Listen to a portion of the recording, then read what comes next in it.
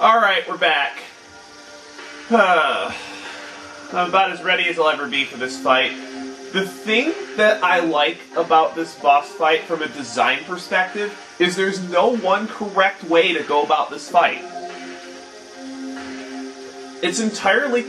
Okay, if you're going to be using Rose or Maru, and I wouldn't use Maru because I think she's worthless for this fight. If you're going to use...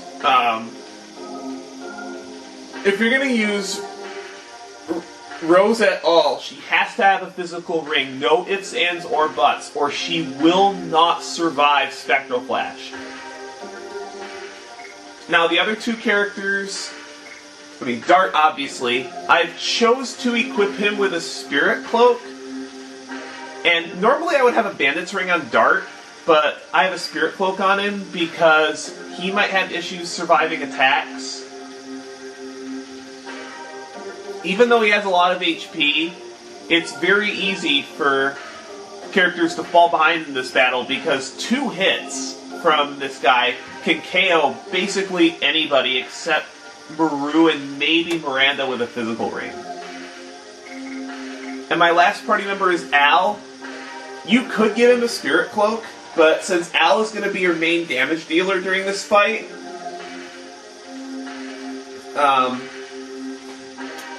I'd say you should try to end the fight sooner rather than later, and forego his defense a little bit for him to get on the offensive. You're gonna find that Rose is gonna be your medic, using a lot of healing items. Dart being your backup medic in case Rose is in grave danger. Let's go ahead and look at the additions. I've moved Dart back to Crush Dance because he's far enough ahead on Madness Hero already that he won't need to use that weaker addition, and he really just needs the power. With Rose, I don't have that luxury because she's far behind enough on her additions that I really need her to use Hard Blade. If you're playing this game for the first time and you're not using Rose as much, for this fight, you will want to put her on whatever edition has the highest power, which will probably be Whip Smack, unless Hard Blade is at least at 40 experience points. And I have obviously moved Al back to Gust of Wind Dance. I would really like to get Gust of Wind Dance up a couple of levels before the next area, and if I don't get that edition up high enough by the end of the next area, I might do some grinding. Just because it maybe necessarily won't make the next boss any easier, but it'll make the fight take less time. Well, are you guys ready to see one of the hardest bosses in the game? I know I'm not, but I'm sure you guys are. There's the Dragon Block Staff.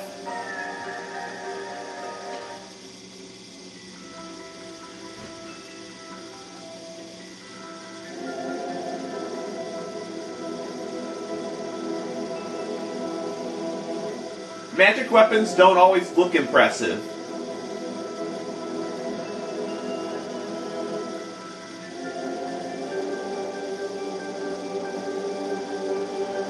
So that's what's been maintaining the seal. I wouldn't say that, Miranda. And if this thing's been holding off the Divine Dragon for 10,000 years,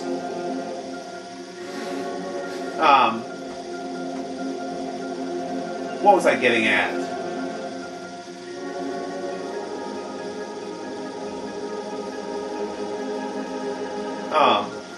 Then what happens when we take the staff? Doesn't that just dissolve the Divine Dragon's... Oh wait, it's already... So then this will let the Divine Dragon unleash its full power? Wow, Deningrad is screwed no matter what happens.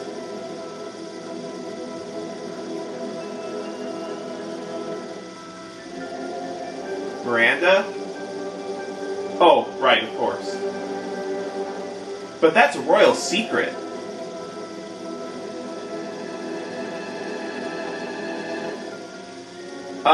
It kind of is our business.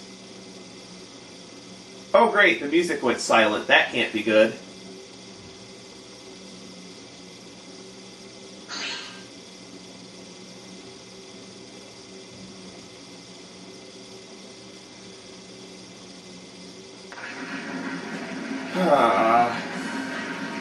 And of course, yeah, our next boss basically is the Dragon Block staff. So guess what that means?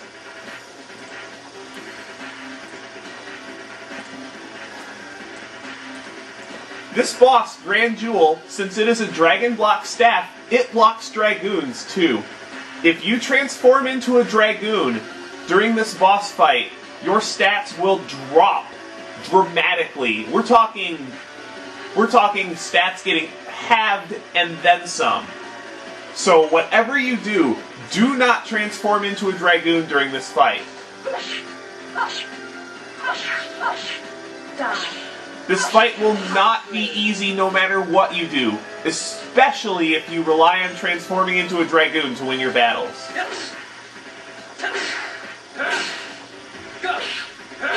I really hate to be getting no addition practice on this guy, but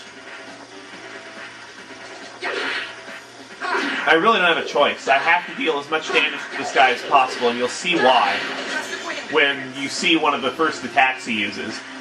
If you have Gust of Wind Dance maxed, it should do a good 600 damage to this guy, but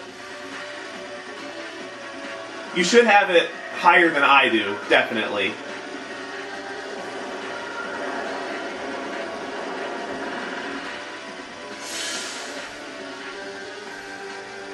Yeah, you see, even with Al's resistance to wind, that still did 300 damage to him.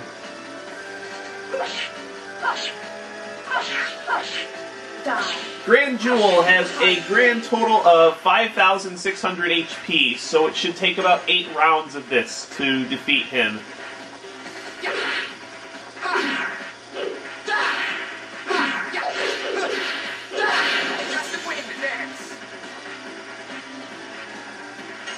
Wow, I'm surprised I'm getting this many turns before he uses that one attack. Usually he uses that one attack a lot more than this. Like, on the first turn.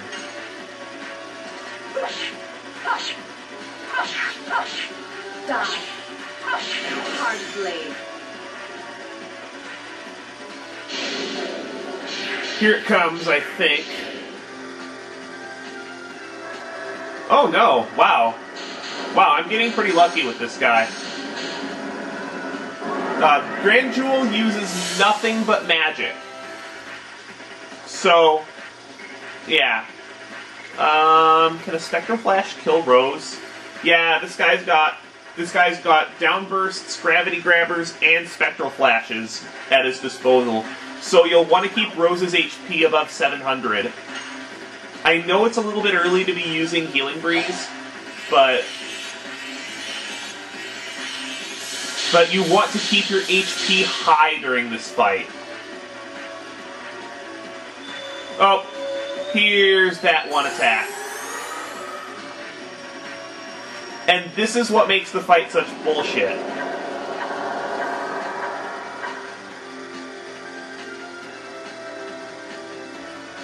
Yes, Grand Jewel can actually temporarily decrease your level, and it doesn't take up his turn when he does so. The longer this boss fight goes, the less likely you are to win. So you'll want to do as much damage to this guy as quickly as possible. Don't worry about defense in the early going. Unless somebody's, like, in danger of dying. And the reason why this attack is so bad is because level actually has a direct component in the damage formula.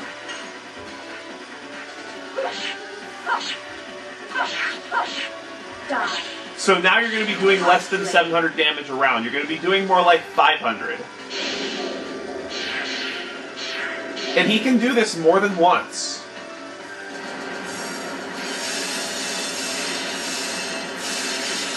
And he is using a lot of translights in the last couple of rounds. Ow! Yeah.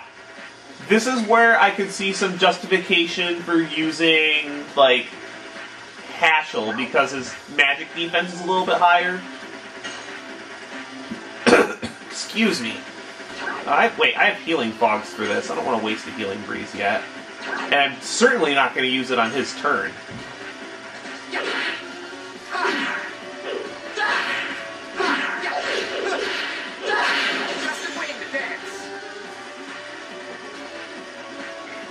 Or Dart's turn, for that matter.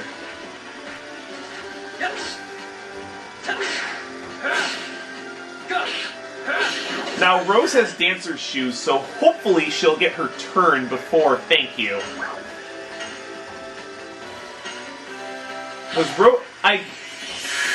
Well, it also doesn't help matters in deciding that Rose is the only female character I have, so she's the only character that can use Dancer's Shoes. This might hurt Rose.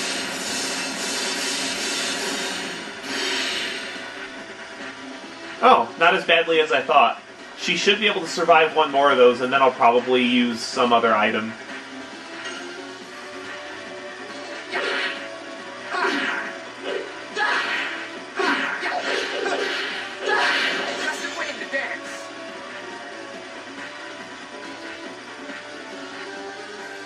I think I just have Rose guard for now. Just in case something happens. Oh, here it goes again. This guy can actually level you down multiple times.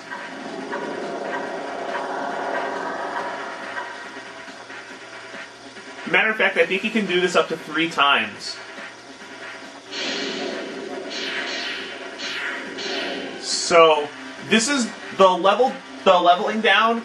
I believe it decreases your defense too. So, this is the big reason why this fight can actually become unwinnable after a while. Because he decreases your damage and your defense so much that it can just be impossible to inflict a reasonable amount of damage. Although it's not just that. I would rather not show off the other reason because it makes it very difficult to win the fight even after he does it. So, do I pop it? Yeah, okay, he's red. When his HP turns red, he now has a chance of using a potion on himself like some of the other regular enemies do, but this one heals him for 1,350 HP, which is several rounds of work. So when he turns red, have Rose use the power-up on Albert. That will increase the amount of damage he deals. Now, hopefully I'm not too late.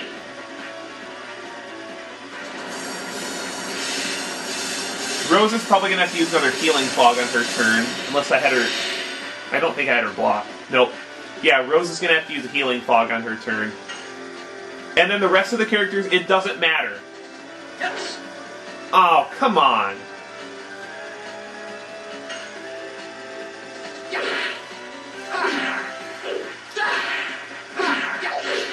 It doesn't matter what the other characters are at this point. It doesn't matter if they have 1 HP attack with them. Because you need to finish this guy off before he heals himself.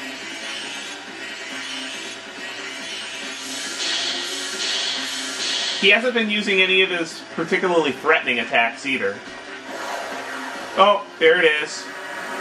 I did not need that to happen. That's not nice, game.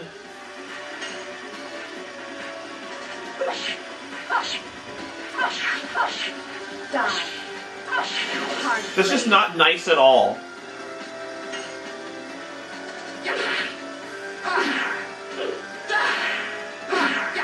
It is looking increasingly unlikely that I'm going to win this fight.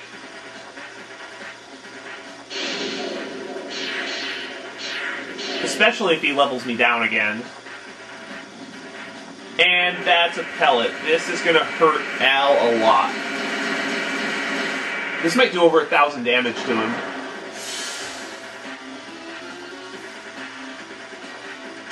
Wow, that did, like, nothing to him. I wonder why. Because he's weak to that.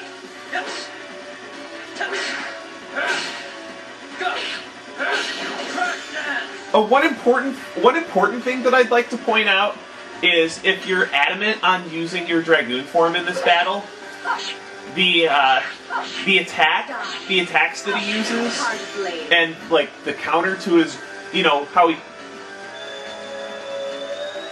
he doesn't explicitly count. Oh, here it comes again. There's the third one. This is bad. Like I was saying about using Dragoons, before any of you say anything in the comments, and I'm sure you'll say things in the comments about it before you guys get to this point in the video, you can use Dragoons against this guy, you just have to be very careful about how you do it. Because he will only, he'll only use his skills that decrease your stats for turning into Dragoon, if you actually do something to him.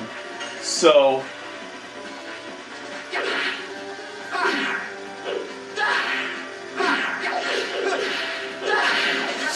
you can use a Dragoon in this fight under two conditions. One, if it's to use a defensive Dragoon spell, and two, if you only have one Dragoon level.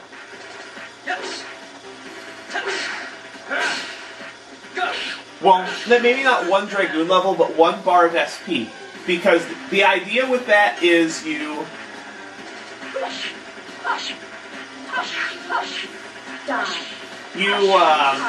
basically go Dragoon, use the buff, and then transform, and then basically get out of Dragoon before he has a chance to attack.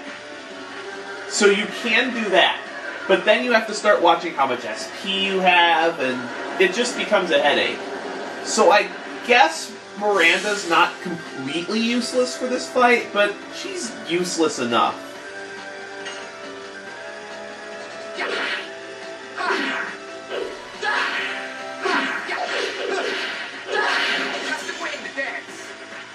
You see, even Al's Gust of Wind Dance is only doing 150 damage. So now it's becoming just about impossible to deal damage. And I don't want to use magic items in this fight anyway, because Grand Jewel has such a high magic resistance that it's just not worth using anything like that.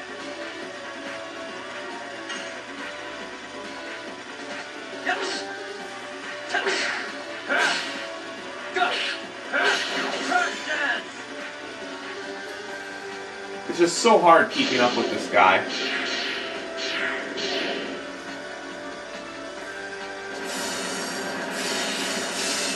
I guess maybe unwinnable is a little bit strict, but it definitely turns into a luck-based mission.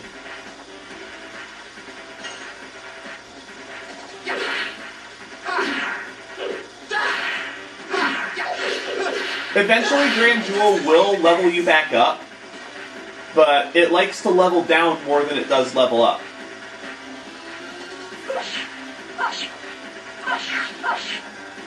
And I only ever saw the attack once when I was going through my test runs. Oh, is he gonna do it now? That's fortunate. That's very fortunate.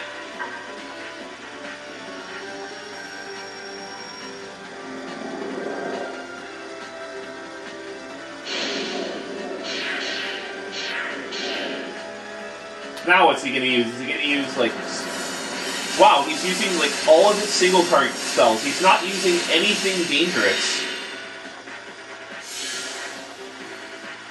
His dangerous attacks, like the Spectral Flash, can do over 600 damage to your entire party.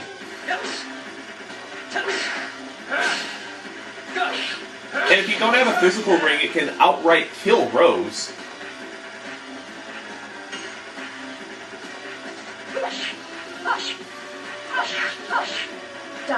Because, Rose is dark. Oh, I got him. Awesome. Whew. I made that look a lot easier than it actually is. My first time through the game, this guy killed me at least 3 times before I managed to wipe him out. I will take my 9,000 experience.